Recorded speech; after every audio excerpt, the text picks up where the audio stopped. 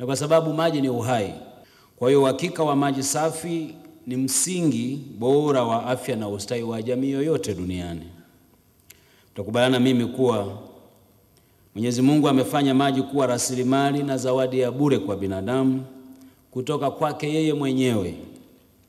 Na mtakubaliana mimi kuwa rasilimali ya maji kama zawadi ambayo tumepewa na Mungu ni haki ya kila mtu, kila kiumbe. Naomba nitoe rai kwetu sote tulioko hapa, tushirikiane kwa pamoja kutunza na kulinda vyanzo vya maji, ili vyanzo hivyo vya maji viweze kutupatia maji kwa muda mrefu na kwa uhakika.